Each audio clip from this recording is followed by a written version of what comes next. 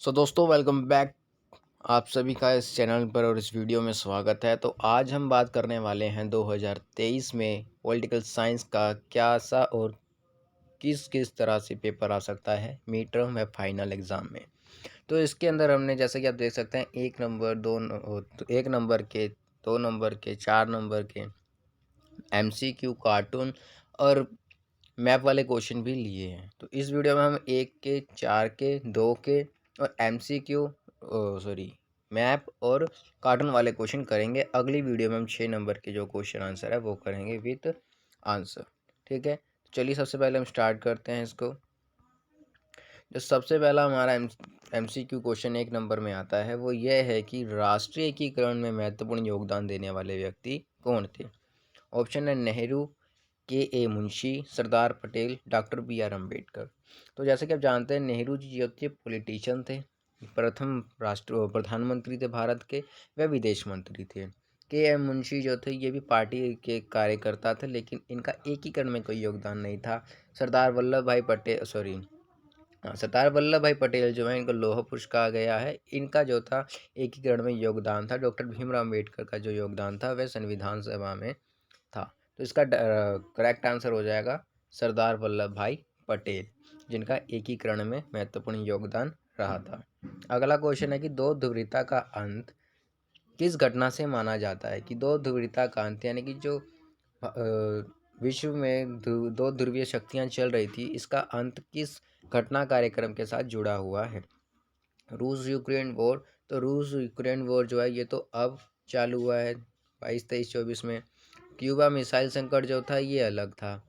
Iraq पर हमला ये भी अलग था। तो बर्लिन की दीवार का अंत जो था ये हो जाएगा इसका करेक्ट आंसर, क्योंकि बर्लिन जो थी कहाँ की राजधानी की, मतलब बर्लिन की दीवार कहाँ थी, जर्मनी की राजधानी जो बर्लिन है वहाँ पर ये दीवार थी जो उत्तर और दक्षिण में इसको विभाजित करती थी, जो साम्यवाद और पूंजीवाद का एक प्रतीक मानी जाती थी। जब ये बर्लिन की दीवार गिरी तो उसके बाद जो है इसका अंत मान लिया गया। ठीक है, तो इसका डायरेक्ट करेक्ट आंसर हो जाएगा सी, बर्लिन की दीवार। अगले क्वेश्चन पे चलते हैं। तो क्वेश्चन नंबर 3 है हमारा कि आसियान की स्थापना कब हुई थी। तो आसियान ए का मतलब एशियन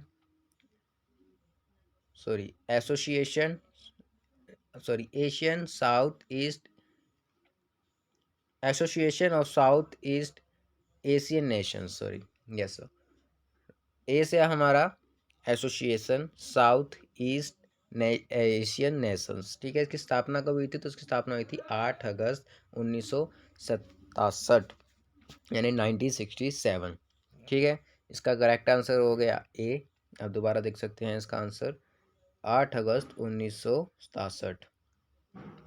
उसके बाद अगला क्वेश्चन हमारा आता है वैश्वीकरण के संदर्भ में कौन सा कथन सही है। वैश्वीकरण के संदर्भ में कि वैश्वीकरण के साथ इसका कौन सा जो एक ऑप्शन है जो करेक्ट बैठता है। वैश्वीकरण का महत्वपूर्ण कारण प्रौद्योगिकी है। जनता का एक खास समुदाय वैश्वीकरण का कारण है। वैश्वीकरण का उदय यूएस में हुआ। वैश्वीकरण एकमात्र कारण आर्थिक धरातल पर है। तो यहाँ पर होगा ऑप्शन ए, वैश्वीकरण का जो महत्वपूर्ण कारण प्रौद्योगिकी है। जो प्रौद्योगिकी बढ़ती है तो आइडिया जाते हैं। वैश्वीकरण क्या है। तो वैश्वीकरण जो है flow of interrupted ideas, Capitals, labours and entrepreneur. तो जब प्रौद्योगिकी कहीं पर स्थापित होगी तो वहाँ पर एंटरप्रेन्योर भी जाएगा, वहाँ पर कोई आइडिया भी काम करेगा, लेबर भी काम करेगी और कैपिटल वहाँ पर स्टेबलाइज होगा। इसलिए इसका ऑप्शन ए जो है ये करेक्ट है।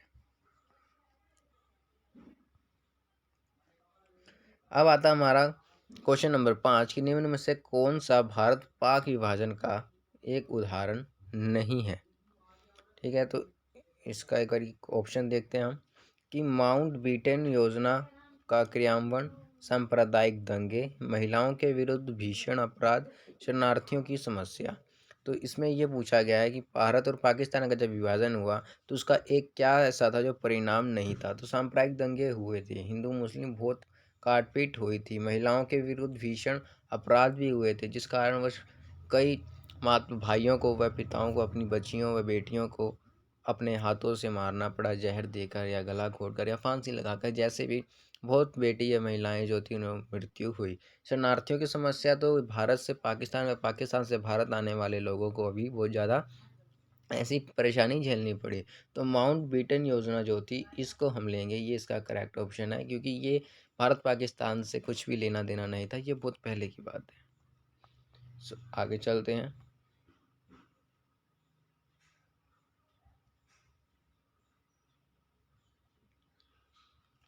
क्वेश्चन नंबर 6 है हमारे पास। प्रधानमंत्री जन धन योजना का संबंध है किससे? सड़कों से संबंधित गांवों को जोड़ना, जलपूर्ति, वित्तीय समावेश, किसी एक गांव को विकसित करना। तो इसका आंसर होगा ऑप्शन बी, जलपूर्ति। ये इसका कोई भी उद्देश्य नहीं था। अब मार्टियल प्रोटोकॉल 1987 किससे संबंधित है? जल प्रदूषण की समस्या, आर्थिक सहयोग, ओजोन परत का क्षय होना, या फिर ग्लोबल वार्मिंग। ये किससे संबंधित थी? तो मार्टियल प्रोटोकॉल जो थी ये ग्लोबल वार्मिंग से भी संबंधित थी, ओजोन परत से भी संबंधित थी, और जल प्रदूषण की समस्या से भी संबंधित थी। ये आर्थिक सहयोग से संबंधित नहीं थी। इसका आंसर एक बार आप मेरे को बताएंगे वीडियो का लास्ट एंड में, बाकी हम इसके ऊपर डिस्कस वीडियो का लास्ट में करेंगे। ओके। क्वेश्चन नंबर 8 है, निम्न में से किस राज्य में सर्वप्रथम सार्वभौमिक वैश्विक अधिकार के आधार पर चुनाव किया गया या चुनाव करवाए गए? किस राज्य में? तो सबसे पहले की बात हो रही है। तो जैसा कि आप जानते हैं कि पंजाब जो था, पंजाब में तो नॉर्मल अधिकार होते रहे चुनाव, केरल में भी होते रहे, नागालैंड में भी होते रहे, लेकिन जब रियासतें हमारी भारत में विलय हो रही थी तो मणिपुर एक ऐसा राज्य था जहाँ के जो राजा थे वो चंद्र सिंह, इनसे पूछा गया कि भारत में विलय करना चाहते हैं, तो इन्होंने अपनी जनता की राय मांगी, तो वहाँ पर जो है सार्वभौमिक वैश्विक मताधिकार का प्रयोग किया गया था। तो मणिपुर इसका करेक्ट आंसर हो जाएगा। क्वेश्चन नंबर 9 में निम्न में से कौन सा गैर पारंपरिक सुरक्षा का उदाहरण नहीं है? तो गैर पारंपरिक सुरक्षा का उदाहरण ना पूछा है तो वो कौन सा है वो हमने देखना है। आतंकवाद, नक्सली समस्या, गरीबी और कोरोना महामारी। तो ये तो कन्फ्यूज़न वाला क्वेश्चन आ गया, क्योंकि आतंकवाद भी जो है ये भी गैर पारंपरिक है। नक्सली समस्या यानी कि आतंकवाद से ही इसको संबंधित कर सकते हैं, अलगावाद। तो अलगावाद इसका ऑप्शन हो जाएगा, क्योंकि अलगावाद जो है, नक्सलीवाद और अलगावाद, इसको हम कह सकते हैं कि ये एक लो एंड अपना कानून व्यवस्था की एक समस्या है। तो ये इसका ऑप्शन हो जाएगा, क्योंकि कोरोना महामारी ये वैश्विक है और गैर पारंपरिक है, ये कभी भी आ सकती है। गरीबी है, गरीबी भी जो है ये भी गैर पारंपरिक है। क्वेश्चन नंबर 10, दक्षिण एशिया के ऐसे देशों के युग्म को छाटिए जहां संवैधानिक राजतंत्र रहा है। संवैधानिक राजतंत्र दक्षिण एशिया के किन देशों में रहा है? तो हमें यहाँ पर ये ढूंढना है। तो यहाँ पर देखिए, सबसे पहला भारत और श्रीलंका। तो श्रीलंका में संवैधानिक राजतंत्र नहीं रहा, यहाँ पर या तो तानाशाह शासन रहा है या फिर यहाँ पर जो है लोकतंत्र रहा है, उपनिवेश भी रहा है ये, और लोकतंत्र रहा है। यहाँ पर संवैधानिक राजतंत्र नहीं रहा। नेपाल और बांग्लादेश, तो बांग्लादेश जो है ये भारत में था, तो यहाँ पर भी हम संवैधानिक राजतंत्र नहीं ले सकते। भूटान और पाकिस्तान, तो पाकिस्तान भी जो है भारत से निकला है, तो यहाँ पर भी संवैधानिक राजतंत्र नहीं है। भूटान और नेपाल जो है यहाँ पर हम कह सकते हैं कि संवैधानिक राजतंत्र है, क्योंकि नेपाल कभी भी किसी का अधीन नहीं रहा, ये उपनिवेशवाद नहीं रहा। यहाँ पर राजाओं के थ्रू जो थे, अंग्रेज जो थे वो शासन करते थे, और भूटान में वर्तमान में भी जो है संवैधानिक राजतंत्र है।